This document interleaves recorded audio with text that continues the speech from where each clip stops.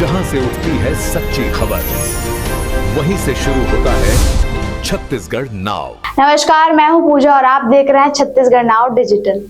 रायगढ़ में आज विश्व हिंदू परिषद के एक महत्वपूर्ण कार्यक्रम में संगठन के अंतर्राष्ट्रीय अध्यक्ष आलोक कुमार का आगमन हुआ। वे रामेश्वर धाम सेवा समिति सर्किट हाउस चौक स्थित सभागार में आयोजित कार्यक्रम में शामिल हुए। कार्यक्रम के दौरान आलोक कुमार ने बताया कि छत्तीसगढ़ में संतों का 6 दिवसीय प्रवास जारी है, जिसका आज 5वां दिन है। उन्होंने कहा कि सुबह वे कुष्ठ निवारक संघ के आश्रम पहुंचे, जहां सेवा कार्यों को देखकर काफी संतोष मिला। उनका कहना था कि भारत को स्वस्थ और निरोग बनाने की दिशा में ऐसे प्रयास बेहद जरूरी हैं। उन्होंने आगे बताया कि वे गहिरा गुरुजी के जन्म स्थल भी गए, जहां भक्तों के साथ रामचरितमानस की चौपाइयों का पाठ, भजन और नृत्य हुआ।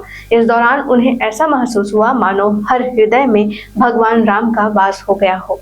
आलोक कुमार ने कहा कि हिंदू समाज तेजी से संगठित हो रहा है और धर्मांतरण के खिलाफ निर्णायक कदम उठाए जाएंगे। उन्होंने छत्तीसगढ़ सरकार के कानून की सराहना करते हुए इसे देश के अन्य राज्यों के लिए उदाहरण बताया।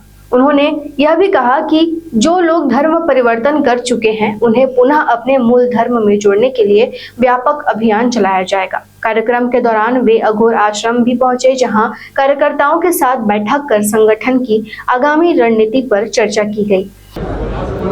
मेरा छत्तीसगढ़ के संतों के प्रवास का 5वां दिन है। आज बहुत आनंद हुआ कि मैं सवेरे कुष्ठ निवारक संघ चांपा के आश्रम में गया। क्वात्रे जी ने शुरू किया था, पूरे जीवन काम किया, चले गए, वहाँ समाधि है। बापट जी ने जीवन भर काम किया, चले गए, आज समाधि है। तीसरी पीढ़ी लगी है। भारत निरामय हो, भारत स्वस्थ हो, कोई बीमार ना हो, ऐसा स्थान। और मैं गहरा गुरुजी के जन्म स्थान पर भी होकर आया हूँ। वहाँ सब लोगों ने मिलके जब रामचरितमानस की चौपाइयाँ आनंद से गाई, नृत्य किया, तो हम सबके मन में मानो राम आकर विराज गए थे। संतों से मिलते मिलते मुझे ध्यान में आ रहा है कि हिंदू समाज अब संगठित हो रहा है। हम धर्मांतरण पर एक निर्णायक चोट करेंगे। एक अच्छा कानून भी बन गया है। जिस भी प्रांत में धर्म परिवर्तन के बारे में कानून बनाए, उनमें सबसे अच्छा कानून ये छत्तीसगढ़ की सरकार ने बनाया। मुझे बताया गया है कि यहाँ पर वो इसी साल यूसीसी समान नागरिक संहिता भी ला रहे हैं। किसी को 4 शादी करने की अनुमति नहीं मिलेगी। और एक बात मैंने ये भी देखी कि कुछ गांव की ग्राम सभाओं ने प्रस्ताव पास करके अपने गांव के बाहर ये नोटिस लगाया था कि ईसाई पादरियों को अंदर आने की अनुमति नहीं है। ऐसे बहुत सारे पादरियों ने और ईसाई संगठनों ने हाई कोर्ट में उसके खिलाफ रिट डाला।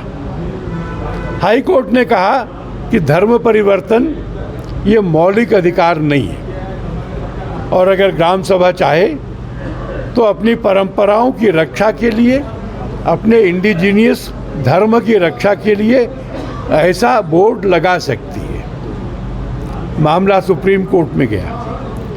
सुप्रीम कोर्ट ने अपील रद्द कर दी है। हिंदू समाज जागृत होकर के धर्म परिवर्तन को रोकेगा, और जो धर्मांतरित होकर चले गए हैं उनको घर वापस लाने के अभियान में तेजी लाएगा।